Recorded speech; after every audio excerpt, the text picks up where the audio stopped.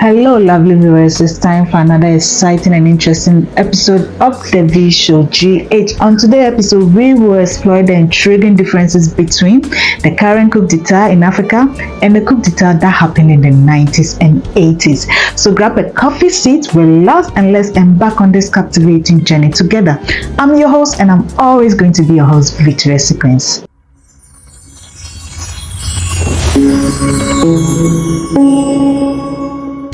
We all have heard of the Couupd'etat going on in some African countries. We have Burkina Faso since January 2022, Chad in April 2021, Guinea in September 2021, Mali August 2020, Sudan in October 2021, the recent one, Niger 2023. But I've noticed there are some differences with the recent coups compared to the 80s and 90s coups. Number one on my list is changing foreign connections. Most times, many coups throughout history have involved foreign involvement, and it's alleged that the coup is backed and organized by colonial masters of a country. For example, in Ghana here, it's alleged that the British government backed the Couupd'etat that happened on 24 February 1996 to overthrow the Nkrumah government. But now we have the likes of Burkina Faso, Mali shifting from France to Russia for support. That means they are not siding with their colonial masters again. This time, they said that they own their own power.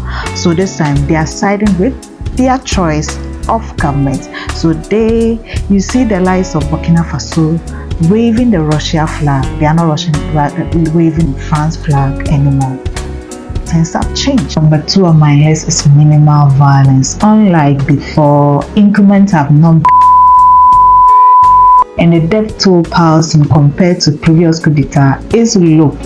You see, it's very low. For example, we all heard of the June 4 Couupd'etat of late Rawlings in Ghana in 1966. We have Equatorial Guinea in 1979 and Guinea-Bissau in 1988. So this time of the increment is low. The only one that I've heard is the threat of the Minister of Finance of Niger being told to account for stolen money of face. The man was crying, Charlie. I was really sorry when I saw that video.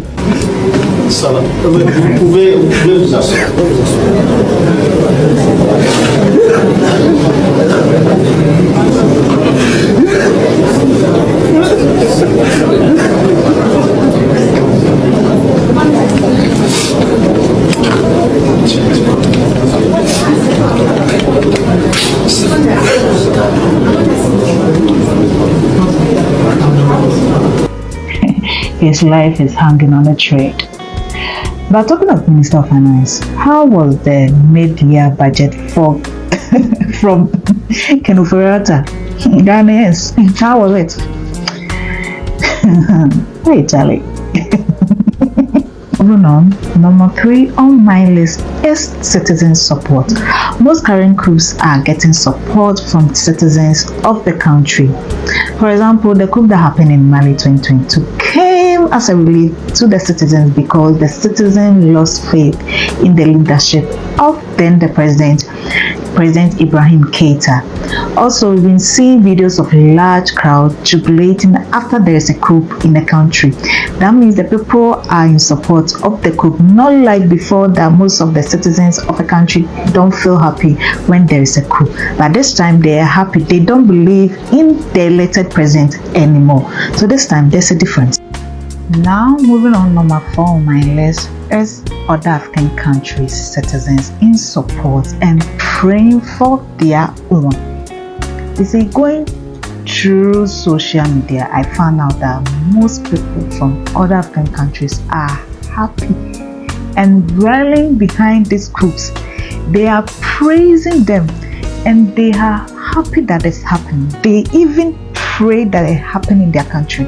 You see, I saw this video of Tinubu giving a speech on this Couupd'etat, and if you go through the comment section, see some of the comments for yourself. Look at this. Look at this. Look at some of this comment section.